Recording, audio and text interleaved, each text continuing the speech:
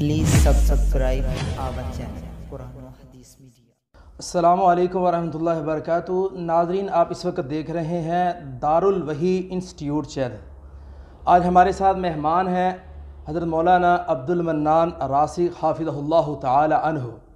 آج ہم ان سے کوہچن کریں گے خوابوں کی تعبیروں کے سلسلے کے اندر۔ میں کچھ کوہچن کروں گا۔ شیخ محترم، ہمارے معاشرے کے اندر اس طرح ہوتا ہے کہ کسی کو خواب آتی ہے، وہ خواب کی تعبیر کسی سے پوچھتا ہی نہیں ہے اور خاموش ہو جاتا ہے۔ اس کے متعلق آپ کیا کہنا چاہتے ہیں؟ بہت شکریہ جی۔ یہ وہی بات آ گئی ہے کہ یہ وہ سوالات ہیں کہ جن کی ضرورت ہے۔ سب سے پہلے تو بڑی خوشی والی بات ہے، آپ نے وہ سوال کیا ہے جو پوچھا جانا چاہیے تھا۔ خوابوں کی تعبیر کے حوالے سے دیکھیں، اگر کسی کو اچھا خواب آتا ہے یا کوئی ایسا ہولناک خواب آتا ہے، اور بالخصوص رات کے کسی وقت میں اسے خواب آتا ہے اور وہ کسی سے شیئر نہیں کرتا اور کسی معبر سے نہیں پوچھتا، تو یہ جہالت ہے جی سراسر۔ کیونکہ بعض روایات میں آتا ہے، رسول رحمت علیہ السلام نے فرمایا کہ اب نبوت کے سلسلے تو ختم ہو گئے ہیں، خوشخبریاں باقی ہیں۔ جی پوچھا وہ خوشخبری کیا ہے؟ فرمایا الرؤیا الصالحہ، اچھے خواب ہوں گے۔ جی۔ بعض روایات میں یہ جو خواب ہیں ان کو نبوت کا 46واں حصہ بھی بتلایا گیا ہے۔ اللہ تبارک و تعالیٰ مستقبل کے کئی معاملے خواب کے ذریعے اللہ تعالیٰ اپنے بندے پر آشکارا کرتے ہیں، لہٰذا خواب کے معاملات میں غفلت نہیں کرنی چاہیے۔ اچھے معبر سے لازمی پوچھنا چاہیے جو اس فیلڈ کا ماہر ہے۔ یہاں بڑی معذرت کے ساتھ ایک بات میں آپ کو بتاتا ہوں، نحو کا علم ہے، بلاغہ کا علم ہے، منطق کا علم ہے، اصول فقہ کا علم ہے۔ میں نے ماشاءاللہ جتنا دین پڑھا ہے، میں سمجھتا ہوں سب سے زیادہ مشکل علم یہ تعبیر الرؤیا کا ہے۔ اس کی وجہ کیا ہے کہ خواب میں نے دیکھا ہے، تعبیر آپ نے کرنی ہے، یا خواب آپ نے دیکھا ہے، تعبیر میں کر رہا ہوں۔ اس میں جلد بازی سے نہیں کام لینا چاہیے، اور اگر کوئی دیکھیں بصیرت کے بغیر کوئی ایسا معاملہ کرتا ہے تو بڑا خطرناک گناہ بھی ہے جی۔ شیخ محترم، ایک تو یہ ہے کہ ہمیں یہ بتائیں کہ خواب کی تعبیر کس سے پوچھنی چاہیے؟ دیکھیں جی، یہ ایک مستقل علم ہے۔ جیسے اس کا موٹا سا جواب یہ ہے کہ نحو کا سوال آپ اسی سے کریں گے جو نحوی ہوگا، جی۔ منطق کا سوال آپ اسی سے کریں گے جو منطقی ہوگا۔ یہ ڈاکٹر ہے، اب کوئی میڈیکل کا سوال ہے تو آپ ڈاکٹر سے کریں گے۔ تو یہ ایک باقاعدہ شعبہ ہے، اس کی ایک تعریف ہے، اس کی ارکان ہیں، اس کی اصطلاحات ہیں، اس کے آداب ہیں، شروط ہیں۔ جس نے اس علم کو پڑھا ہے، ابن سیرین کی کتاب ہے اور دیگر محدثین کی کتاب ہے، متقدمین متاخرین نے بہت زیادہ لکھا ہے۔ جو خوابوں کے اسرار اور رموز جانتا ہے، اس علم کو اس نے پڑھا ہے، تو ظاہر ہے اسی کے ساتھ ہی رابطہ کیا جائے گا جی۔ اور اس میں آپ کو ایک موٹی سی بات میں بتا دیتا ہوں، ایک اچھے معبر کی یہ نشانی ہوتی ہے، آپ یہ پلے باندھ لیں کہ وہ جس کو خواب آتا ہے نا، وہ فوراً تعبیر نہیں کرتا، وہ پہلے یہ پوچھتا ہے کہ آپ کو کس وقت خواب آیا تھا، آپ کی ایج کیا ہے، آپ شادی شدہ ہی، آپ نے شادی ابھی نہیں کی، آپ کام کیا کرتے ہیں۔ کیونکہ کوئی بھی آپ خواب دیکھتے ہیں نا، اس کے متعلق آپ کو جس نے خواب دیکھا ہے اس کی صفات کا علم ہوگا تو آپ کے لیے تعبیر اور آسان ہو جائے گی۔ تو اس لیے جی اس علم کا جو ماہر ہو اسی سے ہی پوچھنا چاہیے۔ آپ مجھے کسی خواب کی تعبیر پوچھیں تو مجھے تو چٹا ننگا جواب دینا چاہیے، میں نے یہ علم پڑھا نہیں ہے جی۔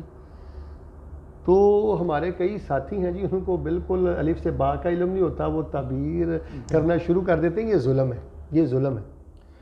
شیخ محترم، میں یہ بتائیں کہ خواب کی تعبیر کس وقت دینی چاہیے؟ جس طرح حدیث پاک میں آتا ہے کہ اللہ کے نبی صلی اللہ علیہ وسلم صحابہ کرام کو خوابوں کی تعبیروں کا علم بتاتے تھے۔ دیکھیں جی، یہ تو رسول پاک علیہ السلام کی زندگی کے بارے میں صحیح البخاری میں آپ کی سیرت اٹھائیں، فجر کے بعد باقاعدہ مجلس ہوتی تھی۔ حل رأى احد منکم رؤیا، آپ پوچھا کرتے تھے کسی نے خواب دیکھا؟ اگر دیکھا ہوتا تو آپ بیان کر دیتے۔ آپ کے خواب صحابہ کے دیکھے ہوئے خواب بڑے مشہور ہیں۔ فجر کے بعد میں کیا حکمت ہے؟ دیکھیں جی، وہ نور کا وقت ہے، اجالے کا وقت ہے، اور وہ اللہ کی رحمتوں کے اترنے کا وقت ہے، اور نبی علیہ السلام نے اس وقت کے میں اٹھنے والوں کے لیے برکت کی دعا کی ہے۔ بعض روایات میں آتا ہے، وہ حسن درجے کی ہیں، اللہم بارک لامتی فی بکورہا، کہ یا اللہ جو اس وقت ایکٹیویٹیز کرتے ہیں، محنت کرتے ہیں، اس وقت کوئی رزق کی تلاش کسی کے حوالے سے، کوئی علم کے حوالے سے کوئی محنت کرتے ہیں، اس وقت اللہ ان کی برکتیں عطا فرما، ان کے لیے آسانیاں فرما۔ تو یہ نور کا وقت ہے جی، قبولیت کا وقت ہے۔ اور بہت اہمیت ہے ہمارے دین میں. شیخ یہ بتائیں خواب کو ضائع کرنے کا طریقہ کیا ہے؟ اگر کسی کو کوئی خواب ایسی آتی ہے اور وہ بری ہوتی ہے تو اس کو ضائع کرنے کا؟ دیکھیں جی، برے خواب کی تعبیر وغیرہ سے بچنے کے لیے ایک تو صدقہ و خیرات کرنا چاہیے، دوسرا وہ زیادہ اس کو بیان نہیں کرنا چاہیے، اور پھر تیسرا یہ ہے کہ اگر وہ کسی ایسے کام کی طرف اشارہ ہے، مثال کے طور پہ آپ نے صریح دیکھ لیا ہے کہ میں فلاں جگہ پہ مثلا نکاح کر رہا ہوں تو جاتے میری گاڑی کہیں پہ ٹکرا گئی ہے، ٹھیک ہے نا جی، کوشش کریں کہ اس معاملے کو مزید چیک کر لیں، وہ ٹریک چینج کر لیں، اس رشتے پہ آپ غور کر لیں، ٹھیک ہے نا جی. تو وہ کسی ایک خواب کے بارے میں ہم کلیئر نہیں کہہ سکتے کہ اس سے ہر خواب کا ایک الگ سے رستہ ہوگا. وہ ایک معبر ہی آپ کو بتا سکتا ہے. ہر خواب کی کیفیت الگ ہے، اس کے احوال و ظروف الگ ہے. ایک ہی خواب ہے، وہ آپ کو آئی ہے، اس کی تعبیر کچھ اور ہے، مجھے آئی ہے، اس کی تعبیر کچھ اور ہے. ایسے نہیں ہے کہ رات کو میں چاول کھا رہا تھا تو جو میری تعبیر ہے وہ آپ کی ہو، ایسے نہیں ہے.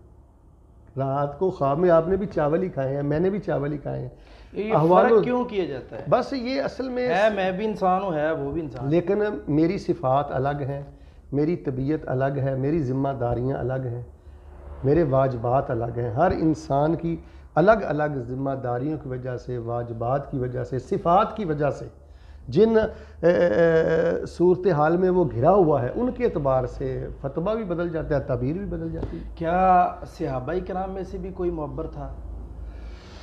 سر فہرست کسی صحابی کا نام تو مجھے یاد نہیں ہے جو صحیح سند کے ساتھ ہو. یقیناً تھے لیکن کوئی صحیح سند کے ساتھ کوئی اس وقت نام ذہن میں نہیں ہے. جی ناظرین، آپ دیکھ رہے تھے اس وقت کہ حضرت مولانا عبد المنان راسخ حافظہ اللہ تعالی عنہ جو کہ خطیب ہیں عرب و عجم میں، الحمدللہ یہ بہت بڑا دین کا کام کر رہے ہیں اور یہ کتاب و سنت کے بہت بڑے داعی ہیں. اللہ ان کے علم و عمل کے اندر برکتوں کا نزول فرمائے. دعوت قرآن و سنت اپنی یہ پہچان ہے.